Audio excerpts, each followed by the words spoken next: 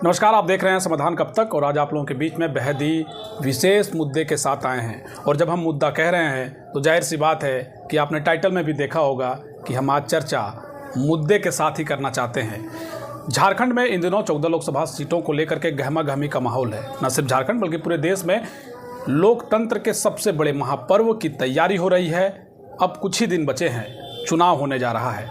लेकिन इस चुनाव में जो सबसे बड़ी बात होगी वो मुद्दे को लेकर होगी। जनता किन मुद्दों के साथ किसे वोट करेगी, ये अपने आप में एक ज़बरदस्त सवाल है। और इसी सवाल के साथ ये पूरा का पूरा टॉपिक है। ज़रूर देखिएगा इस पूरे वीडियो को और समझने का प्रयास करिएगा कि इस बार आपके 5 साल जो तय होने जा रहे हैं वो किन्हें आप अपनी जिम्मेवारी सौंपने जा रहे हैं। कई सवाल हैं, उन सवालों के जरिए आप लोगों के बीच हम ग्राउंड रिपोर्ट दिखाने का प्रयास करेंगे। समय वक्त बेहद कम बचा है और इस कम वक्त में प्रयास सही होगा कि आपके जो सवाल हैं उन सवालों को उस पटल पर रखा जाए जिसकी बहुत बड़ी ज़रूरत है। हम तमाम राजनीतिक दलों और तमाम नेताओं के साथ आपको जोड़ेंगे। प्रयास यही होगा कि कौन वो शख्सियत है, कौन वो नेता है, कौन वो दल है जो आपकी बात कह रहा है, जो आपकी बात को संसद भवन में आपके लिए एक बेहतर नीति लाने का प्रयास कर रहा है। कौन है जो झारखंड के हित के बारे में सोच रहा है। कौन है जो आपके 5 बरस तय करने जा रहा है, आपके आने वाली पीढ़ियों के लिए, वर्तमान पीढ़ी के लिए भी वो तय करने जा रहा है जिसकी बेहद ज़रूरत है। तमाम राजनीतिक दलों की चर्चा करेंगे, तमाम पार्टियों की चर्चा करेंगे, तमाम नेताओं की चर्चा करेंगे। लेकिन आज के इस पूरे वीडियो में एक नेता की चर्चा ज़रूर करेंगे और इसी का आज पूरा का पूरा विश्लेषण है, पूरा का पूरा टॉपिक है। आपको बता दें कि जिस तरीके से आपने देखा होगा कि पिछले 2 वर्षों में टाइगर जयराम महतो जो इन दिनों चुनावी दंगल में हैं, JLKM से चुनाव लड़ रहे हैं, JLKM के सुप्रीमो हैं। पूरे चुनावी दंगल में JLKM ने कई प्रत्याशियों को अलग अलग लोकसभा पर अपने अपने उम्मीदवार उतारे हैं। लेकिन सबकी नज़रें गिरिडीह लोकसभा को लेकर है।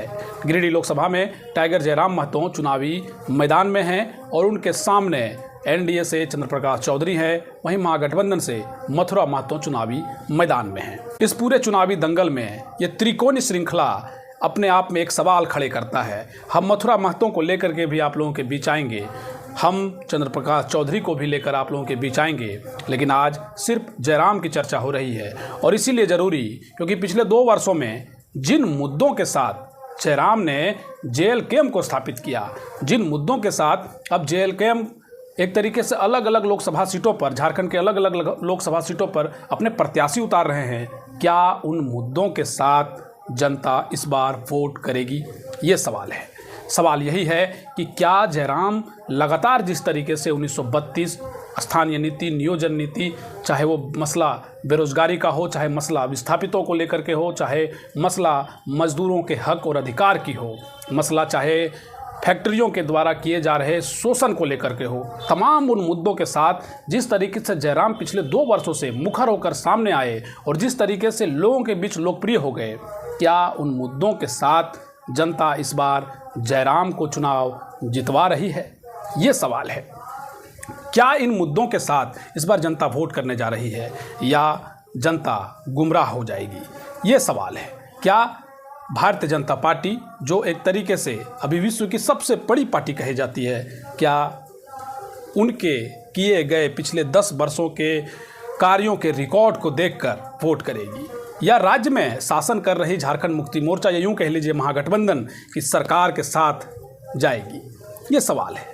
लेकिन बार बार हम इस बात का जिक्र कर रहे हैं कि जयराम की चर्चा हो रही है। जाहिर सी बात है, जिस जयराम ने पिछले 2 वर्षों में जिस तरीके से आम लोगों के बीच संवाद स्थापित किए, जिस तरीके से अपने पीछे एक लंबा कारवां जोड़ा, जिस तरीके से अब वो चुनावी दंगल में हैं, बहुत महत्वपूर्ण विषय है कि जिस लोकसभा में जाने की तैयारी हो रही है, जिस लोकसभा के अंदर बैठ करके झारखंड की नीतियों को बनाने की तैयारी हो रही है, विधान लिखने की बारी हो रही है, संविधान लिखने की बारी हो रही है, ऐसे कानून बनाने की तैयारी हो रही है जो झारखंड की दशा और दिशा तय करने वाली है, क्या उस मुद्दे के साथ जयराम को इस बार जनता चुनेगी? ये सवाल है। हालांकि झारखंड के अलग अलग लोकसभा सीटों पर जयराम ने अपने अपने प्रत्याशी जरूर उतारे हैं, लेकिन नज़रें गिरिडीह लोकसभा को लेकर के है। जाहिर सी बात है, विशेष और सबसे हॉट सीट अभी गिरिडीह बन गई है। यूं तो धनबाद को भी हॉट सीट कहा जा रहा है। एनडीए ने वहां से ढुल्लू महतो को जब से अपना प्रत्याशी बनाया है तब से आप कई तरह की चीज़ें देख रहे होंगे।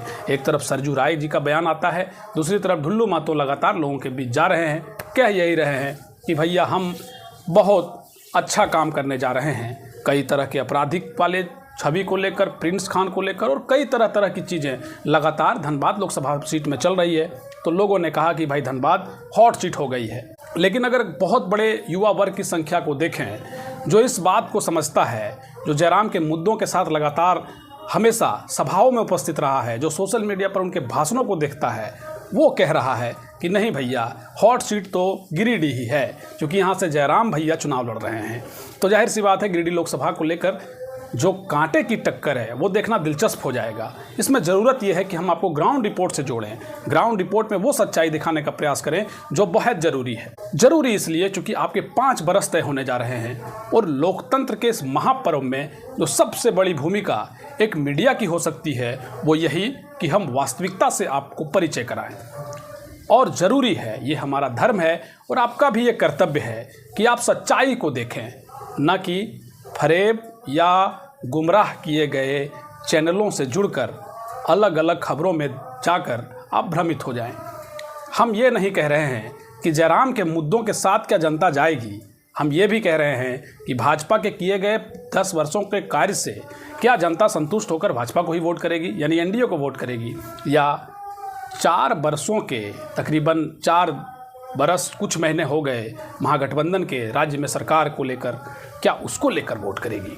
एक 30 बरस का लड़का जिसके पास ना ही धन है ना ही ऐसी व्यवस्था जो बहुत ही विस्तार रूप से एक धन बल के जरिए इतना व्यापक रूप से प्रचार प्रसार या यूं कह लीजिए कि अपने कार्यकर्ताओं को जोड़ कर रखे कि चुनाव में एकदम सब कुछ दुरुस्त है भैया, व्यवस्था बहुत अच्छा है, हम चुनाव जीतने जा रहे हैं, ऐसी व्यवस्था ना होने के बावजूद भी अंदर में एक क्रांति लिए, अंदर में एक हौसला लिए, अंदर में एक आशा लिए, अंदर में अपने एक क्रांति के साथ पूरे आम लोगों को या यूं कह लीजिए कि एक बहुत बड़े युवा वर्ग को प्रभावित करते हुए ये बात कह रहा है कि हम 40% खनिज देने वाले झारखंड के लिए नीति बनाने की बात कह रहे हैं। हम 40% खनिज देने वाले उस माटी की बात करना चाहते हैं जिनके लिए आज तक किसी ने कोई बात नहीं की। 24 बरस के इस झारखंड के लिए किसने क्या किया, ये सवाल पूछना चाहते हैं। जयराम अक्सर ये बात भी कहते रहे हैं कि हम नली गली बनाने के लिए नहीं आए हैं, ना ही हम इसको लेकर वोट मांगने आए हैं।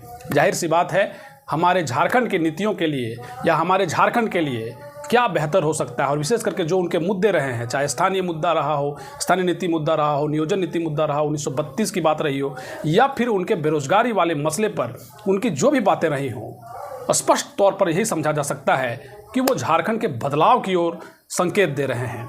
वो ये नहीं कहना चाहते हैं कि हम नली गली ठीक करेंगे, नहीं, हम संसद में जो हमारी भूमिका है विधान बनाने की, संविधान बनाने की, कानून बनाने की, स्पष्ट ये नीति बनाने की, झारखंड के लिए जो उनकी आकांक्षाएं हैं, जनता की जो आकांक्षाएं हैं, उन आकांक्षाओं के लिए हमें जो नीति बनानी चाहिए, जो विधान बनानी चाहिए, जो हमारी आवाज़ उठानी चाहिए, जो संसद भवन में अक्सर जो नेता आवाज़ उठाते हैं, वही सवाल है कि हमारे 24 बरस के इस झारखंड के लिए आखिर कौन सा ऐसा नेता है जिसने संसद भवन में झारखंड के लिए आवाज़ उठाया, उस नीति के लिए जो झारखंड के लिए ज़रूरी था। उन मुद्दों के साथ क्या जयराम को लोग वोट करेंगे, यही सवाल है।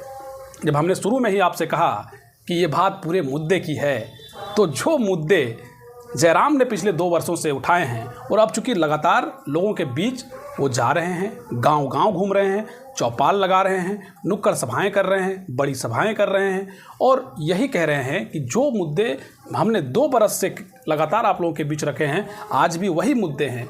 ये बात अलग हो सकती है कि जहाँ जहाँ क्षेत्रीय स्तर पर जो मुद्दे रहे हैं, उन मुद्दों के साथ भी वो संवाद करने का प्रयास करते हैं। लोगों की उम्मीदें देखिए कि अभी भी कुछ ऐसे लोग उनके बीच आ रहे हैं जिन्हें पंचायत स्तर के जनप्रतिनिधि जिनकी समस्याओं का समाधान कर सकते हैं, वो भी जयराम के पास जाकर अपनी फरियाद लगा रहे हैं। ये तो एक अलग विषय है कि वो फरियाद सुन लेते हैं, लेकिन वो ये भी बताते हैं कि भाई साहब, समोसे के दुकान में कपड़े नहीं मिलते। जागरूक करने का स्पष्ट प्रयास एक तरीके से जयराम कर रहे हैं, लेकिन कितने लोगों को उन्होंने जागरूक किया, ये जो जवाब है, ये लोकसभा के चुनाव में इस बार देखने को मिल सकते हैं। जयराम के मुद्दे को आखिर कितने लोगों ने समझा या उनके मुद्दे के साथ कितने लोगों ने वोट किया, ये इस बार तय होने जा रहा है। इस बार वोट में स्पष्ट हो जाएगा कि आने वाले जो 5 बरस हैं वो कहाँ होने वाले हैं, कहाँ तय होने वाले हैं। और ये भी स्पष्ट हो जाएगा कि जयराम के मुद्दों को आखिर कितने लोगों ने समझा, जयराम की क्रांति कितने दिलों में चिंगारी की तरह फैल गई, ये एक सवाल होगा। 7 चरणों में लोकसभा के चुनाव होने हैं। कई ऐसे संसदीय क्षेत्र हैं जहां से नामांकन की प्रक्रिया शुरू हो गई है।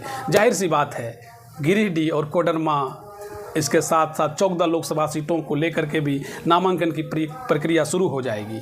लोग ढोल नगाड़े बैंड बाजों के साथ नामांकन कराने के लिए पहुंचेंगे।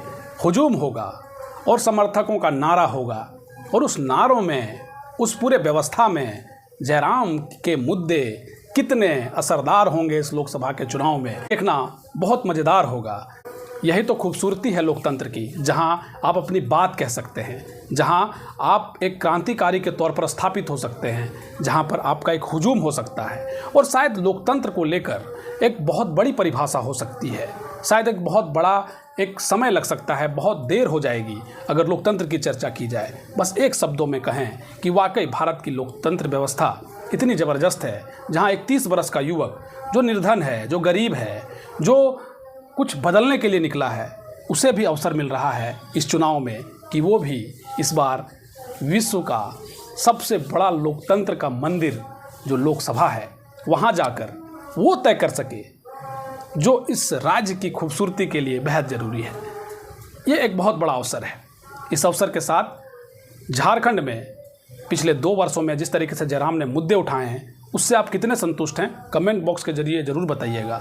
हम अगली रिपोर्ट में आपको अन्य दलों के मुद्दे, अन्य दलों के जो नेता हैं, उनकी कैसी परिस्थिति रहेगी इस चुनाव में, क्या उनके जो मुद्दे हैं वो प्रभावी रूप से जनता के बीच मजबूती के साथ आएंगे, जनता किसे अपना 5 साल देने जा रही है, ये देखना दिलचस्प होगा।